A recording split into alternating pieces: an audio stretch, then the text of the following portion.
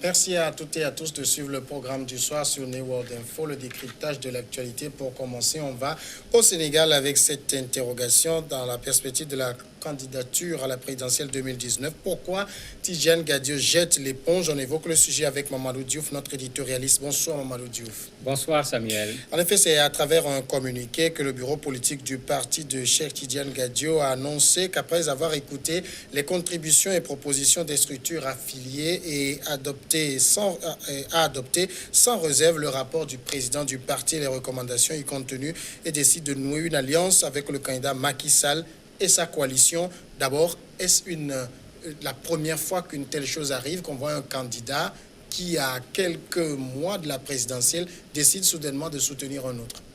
Non, ce n'est pas la première fois que ça se voit, même lors des élections où le président Macky Sall a gagné devant le président Wade, cela s'était produit.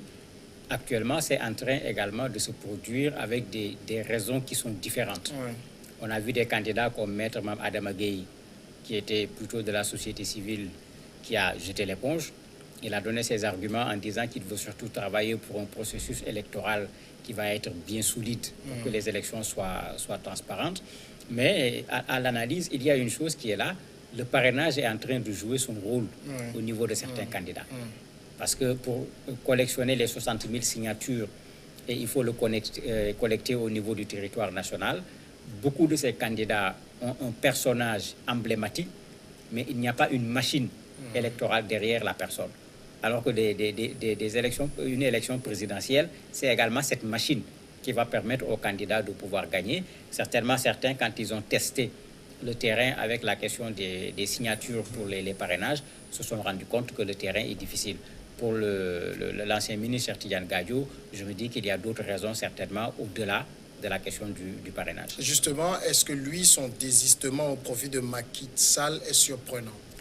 On peut dire que ce n'est pas surprenant, puisque c'est quelqu'un qui connaît très bien le président Macky Sall, puisque quand il était ministre des Affaires étrangères auprès du président Abdoulaye Wade, il était dans le gouvernement avec l'actuel président Macky Sall.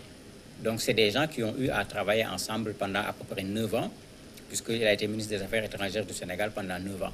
Il a été un très brillant ministre des Affaires étrangères du Sénégal. Tous les Sénégalais le lui ont reconnu. C'est un intellectuel de façon indiscutable. C'est un panafricaniste convaincu. Le président Macky Sall ne crachera pas sur un tel profil si celui-là vient pour l'accompagner au niveau de la campagne électorale et soutenir sa candidature.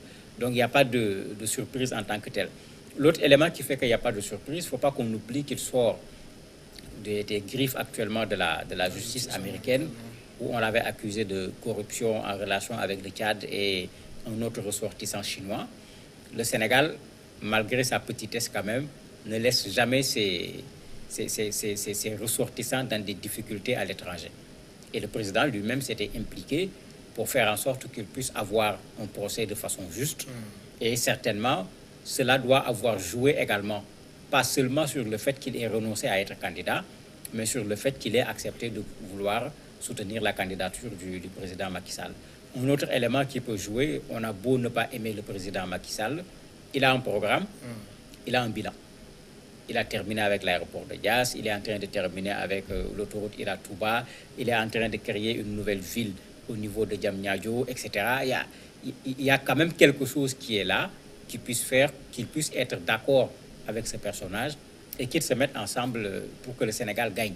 Parce que moi, je crois que c'est ça le plus important. Ce n'est pas qui sera le président du Sénégal qui est le plus important. Le plus important, c'est qui fera gagner le Sénégal. Alors, ça veut dire que cette décision, quand même, de soutenir Macky Sall n'est pas, dans le fond, fortuite. Elle n'est pas fortuite parce qu'il parle de discussion. Il ne s'est pas levé pour aller dire on va soutenir. Il y a eu des discussions entre eux et la mouvance présidentielle, puisque quand on apporte un soutien, il y a deux façons de le faire. On baisse les bras complètement, on se met à la disposition de la personne. On peut également, puisqu'il a été déjà candidat en 2012, il ne faut pas qu'on l'oublie, il a voulu être candidat, cela veut dire que lui également, il a son idée sur ce qu'il faut pour le Sénégal.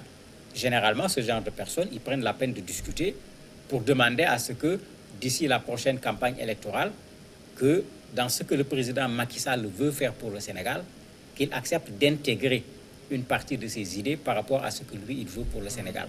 Et ce qu'il veut pour le Sénégal est connu. Il a participé aux assises nationales où les Sénégalais de tous bords, sauf à l'époque, le parti du président Wade s'était réuni pour rediscuter de la situation du Sénégal post-colonial, sortir les difficultés, proposer des solutions. Il était signature de la charte qui était issue de ces assises nationales, ce que le président Macky Sall a fait tardivement, parce que pendant les assises, il était encore dans le pouvoir avec le président Wade. Et aujourd'hui, c'est une des choses qu'on lui reproche. Ça avance du point de vue des infrastructures et autres, mais les réformes qui sont sorties des assises nationales, il y va à un pas qui est extrêmement lent. Une des réformes, on demandait que le président de la République démissionne systématiquement de son parti dès qu'il est élu. Le président Macky Sall est encore le maître au niveau de l'APR et en même temps président de la République. Alors aujourd'hui, dans le cas du Sénégal, il y a quand même quelque chose d'assez étonnant quand on voit quelqu'un qui s'est porté candidat. Ça veut dire qu'il n'était pas quand même d'accord avec le bilan du président actuel, revenir soutenir cette personne-là. Oui, c'est ce que j'ai dit, puisqu'on n'est pas encore rentré dans la campagne, on ne l'a pas vu critiquer de façon extraordinaire le président Macky Sall, puisque comme j'ai dit, c'est un intellectuel. Il a organisé au Sénégal des activités panafricanistes de façon générale. Dans le cadre de la lutte également contre le terrorisme, des conférences internationales ont été organisées au Sénégal. Et à toutes ces choses, on a vu le président de la République venir présider ces activités. Donc on ne peut pas dire qu'il était en situation de conflit avec le président de la République, avec des échanges aigres-doux. On ne l'a pas vu. Ce qui est sûr, c'est qu'ils n'avaient certainement pas la même perception du développement du Sénégal. Et c'est pourquoi j'ai dit que même quand on regarde le document du parti, ils prennent la décision après des discussions qui ont eu lieu.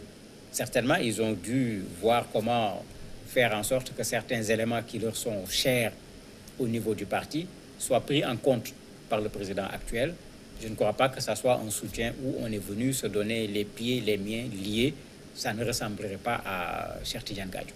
Est-ce que sur le plan judiciaire, il est complètement blanchi de l'affaire d'accusation de corruption? Oui, on peut dire qu'il est complètement blanchi, puisque les Américains ont été très clairs. Il n'y a plus de poursuite contre sa personne. Actuellement, tout ce qu'on lui demande, c'est d'être plutôt un témoin par rapport aux Chinois qui avaient été accusés en même temps que lui. Donc, il a vraiment été blanchi pour cette affaire concernant la corruption au niveau des États-Unis en relation avec le Tchad et la Chine. Donc, on peut dire que c'est un homme qui est devenu totalement libre. Donc, il aurait pu parfaitement rentrer dans le jeu de la candidature et participer à la campagne électorale. Donc, clairement, une façon de remercier le président Macky Sall pour son apport, c'est également de le soutenir. On pourrait le dire, et c'est très sénégalais aussi. C'est très sénégalais dans nos valeurs. Quand quelqu'un t'a apporté un certain soutien, tu ne vas pas te relever et te mettre en face de cette personne. S'il l'avait fait, beaucoup de Sénégalais ne l'auraient pas compris. Je me dis qu'il a fait cette lecture également sociologique de la population sénégalaise avant de décider de ne pas se présenter et de soutenir le président de la République.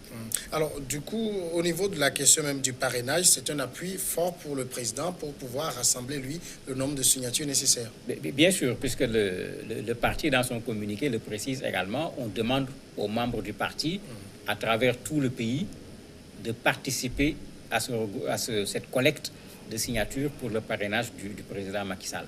Ça veut dire que les gens vont aller directement dans le champ. Et moi, ça m'inquiète parce que ce parrainage risque d'être une élection anticipée. On risque de voir le président Macky Sall avec un nombre de parrainages qui vont faire que, bon, il a gagné des élections alors que les élections n'ont pas encore eu lieu.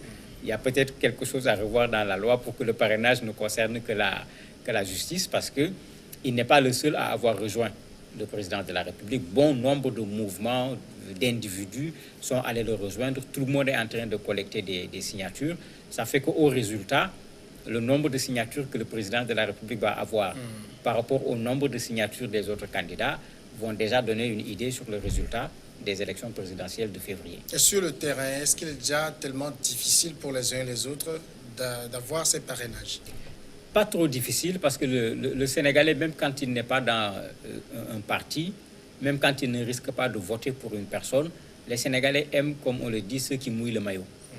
Donc, ils seront prêts à accorder leur signature à quelqu'un pour qu'il participe à ces élections. Maintenant, la difficulté, c'est souvent les candidats ont certes une certaine reconnaissance sur le plan social, une certaine popularité. Mais où sont les gens qui vont aller pour recueillir ces signatures? Avec quels moyens il faut aller pour recueillir ces signatures? C'est là où souvent certains candidats rencontrent effectivement des difficultés, alors que pour le président de la République, comme on vient de le dire, ce n'est pas le cas. Il y a des chanteurs, il y a des lutteurs, il y a toutes sortes d'individus et d'associations qui se sont engagés pour aller collecter des signatures pour le président de la République. Mais est-ce qu'on a quand même déjà une idée des grandes forces qui seront en présence lors de la présidentielle prochaine? Malheureusement, il n'y aura pas grand-chose. Des forces, il fallait attendre le PDS, puisque c'est un des partis qui avait été au pouvoir et qui est au niveau de l'opposition. Aujourd'hui, même le PDS a des problèmes pour avoir un candidat. Et même parmi ceux qui se sont portés candidats et qui cherchent des parrainages, quand on fait le compte, il n'y en a pas moins de 4 qui sont issus des rangs du PDS. Donc, ce qui veut dire que dans l'électorat du PDS, ils vont déjà puiser là-bas et créer des problèmes au parti. Un autre, c'est Idriss Seck, mais depuis quelques élections, il a un peu perdu de sa verve. Les résultats n'ont pas donné un certain résultat le concernant. Et il vient de faire une bourde il n'y a pas longtemps qui a fait qu'on l'a un peu éclipsé au niveau de la scène médiatique.